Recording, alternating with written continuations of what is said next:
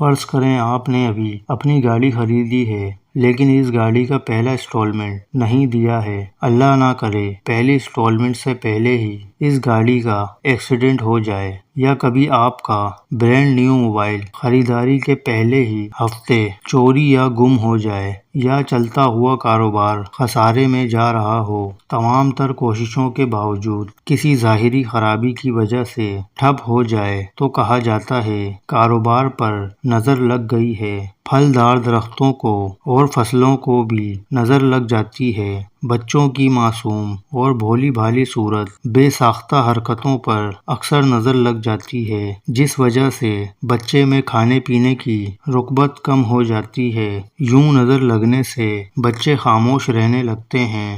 اس طرح ذہانت، صلاحیتوں اور خوبصورتی پر بھی نظر بد کے اثرات مرتب ہوتے ہیں۔ نظر لگنا اس نظر یا دیکھنے کے عمل کو کہا جاتا ہے جس سے دیکھے جانے والے انسان کو نقصان ہو یا پریشانیوں کا سامنا کرنا پڑے۔ صرف ہمارے معاشرے میں ہی نہیں، دنیا کی بہت سی ثقافتوں میں بھی یہ خیال ہے کہ اگر کسی شخص کو کوئی حسد یا نفرت کی نظر سے دیکھے تو پہلے شخص پر اس کے منفی اثرات پڑ سکتے ہیں، اور اس عمل کو نظر لگنا کہتے ہیں۔ اس نگاہ کا تعلق انسان کی آنکھ سے ہوتا ہے، اور کہا جاتا ہے کہ بظاہر چھوٹی نظر آنے والی اس آنکھ میں انتہائی پراسراریت چھپی ہوتی ہے۔ ہمارے آخری نبی حضرت محمد صلی اللہ علیہ وسلم نے ہمیں فرمایا کہ بد نظر ایک حقیقت ہے، اور انسان کی نظر آپ کو مالی نقصان پہنچا سکتی ہے اور آپ کو موت کے قریب لا سکتی ہے۔ اور صرف یہی نہیں بلکہ سوشل میڈیا پر موجود ہماری تصاویر پر کوئی نظر ڈالے تو ہمارے ساتھ ساتھ کیا ہوتا ہے۔ اس ویڈیو میں ہم آپ کو یہ بھی بتائیں گے کہ کیسے بد نظر لگنے سے خود کو بچایا جا سکتا ہے۔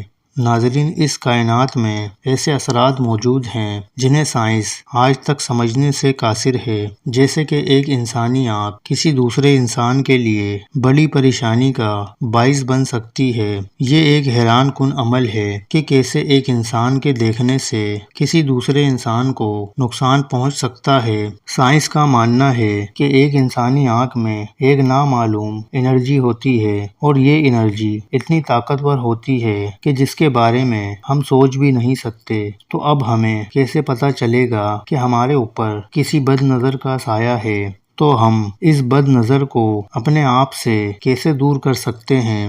روزانہ ہمارا سامنا درجنوں افراد سے ہوتا ہے، اور یہ تعداد سینکڑوں میں ہوتی ہے۔ جب ہم کسی میٹنگ، بزنس یا شادی وغیرہ میں جاتے ہیں، اب ان میں ایسے لوگ بھی شامل ہوتے ہیں جو آپ کو دیکھ کر یہی سوچتے ہیں کہ اس بندے کے پاس کتنی بہترین گاڑی ہے، یا اس کے پاس اتنا پیسہ ہے، یہ کتنی اچھی زندگی گزار رہا ہے، اس کے پاس تو سب کچھ ہے۔ آپ کا لباس، آپ کا اسٹائل، یہاں تک کہ آپ کی ہر ایک حرکت پر کچھ لوگوں کی خاص نظر ہوتی ہے۔ ان میں زیادہ تعداد ان لوگوں کی ہوتی ہے جو آپ کو حسد کی نگاہ سے دیکھتے ہیں، اور یہی وہ بد نظر ہوتی ہے جو آپ کے لیے نقصان کا باعث بن سکتی ہے۔ یہ تب بھی ہو سکتا ہے جب ہم اپنی تصاویر سوشل میڈیا پر اپلوڈ کرتے ہیں جن میں ہم اپنی نئی گاڑی، نیا گھر یا نئی جاب کے بارے میں پوسٹ کرتے ہیں۔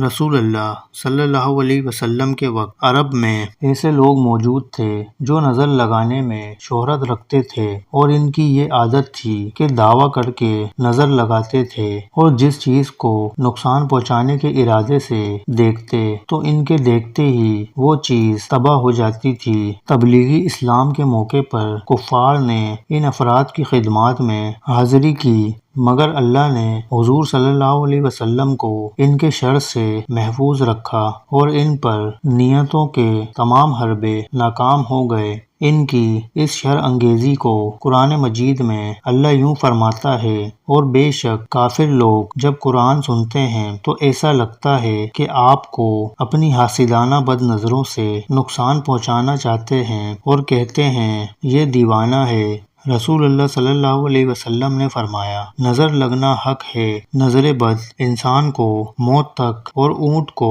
ہانڈی تک پہنچا دیتی ہے۔ ایک ٹی وی میں نظر نہ آنے والی شعاعیں موجود ہوتی ہیں، جن شعاعوں کی پاور سے ہم ٹی وی میں چینلز کو تبدیل کر سکتے ہیں۔ بالکل یہی مثال ایک انسانی آنکھ کی بھی ہوتی ہے، جس کے اندر ایک اندیکھی پراسرار قوت موجود ہوتی ہے۔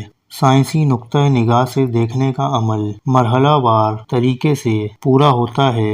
روشنی کے فوٹونز جو کسی شے سے نکل کر آنکھ تک پہنچتے ہیں، آنکھ کے سامنے والے حصے میں موجود لینس میں پار ہو جاتے ہیں، جہاں یہ ٹوٹ کر پیچھے کی طرف آنکھ کے عقب میں واقع آنکھ کے پردے پر گرتے ہیں۔ یہاں گرنے والی غیر روشنی بلکہ اشاروں میں تبدیل ہو جاتی ہے، جنہیں نیورونز ایک نقطے کی جانب منتقل کر دیتے ہیں، جس کو مرکز نگاہ کہتے ہیں۔ جب ہم دیکھتے ہیں تو دراصل ہم ان برقی نگاہ کے اثرات اپنے دماغ میں دیکھ رہے ہوتے ہیں۔ جب انسان مثبت یا منفی طور پر کسی چیز پر یکسو ہو جاتا ہے تو اس کی نگاہ کے برقی اشارے ایک زبردست چارج پیدا کرتے ہیں، جس میں بھرپور طاقت اور تاثیر موجود ہوتی ہے، اور نگاہ کی قوت سے نظر آنے والی چیزوں میں بہت سی تبدیلیاں بھی لائی جا سکتی ہیں۔ جب یہ سارا کا سارا چارج کسی انسان پر گرتا ہے تو وہ متاثر ہوتا ہے،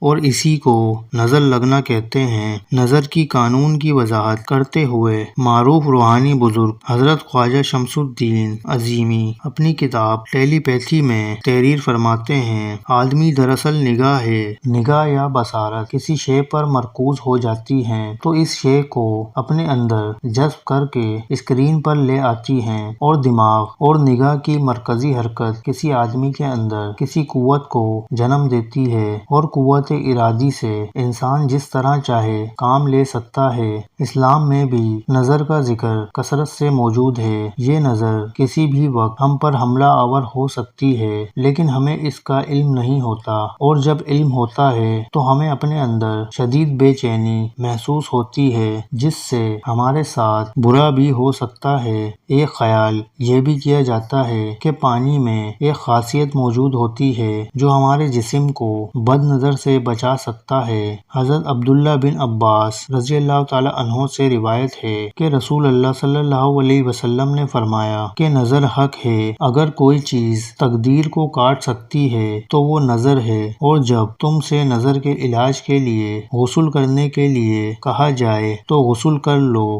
بد نظر سے خود کو بچانے کا سب سے بہترین طریقہ یہ ہے کہ قرآن کی آخری 2 سورتوں کو پڑھا جائے۔ ان 2 سورتوں میں نظر بد کا علاج موجود ہے، جو اللہ کے نام سے وہ آپ کو تندرست کر دے گا، اور ہر بیماری سے اور حسد کرنے والی نظر اور اس کے اثرات سے محفوظ کرے گا، اور یہ عمل آپ کو اپنی پناہ میں رکھے گا۔ ناظرین، نظر بد کے اثرات کو ختم کرنے کے لیے ہمیں بیہودہ کاموں اور غیر شرعی طریقوں سے خود کو روکنا چاہیے، اور نہ ہی اس سلسلے میں پیروں اور ابلیس فروشوں کے جال میں پھنس کر اپنا مال و اسباب اور نہ ہی ذہنی سکون برباد کرنا چاہیے۔ ہر مشکل کے حل کے لیے یہ اللہ کے کلام، مسنون دعائیں اور وظائف کی طرف رجوع کرنا چاہیے۔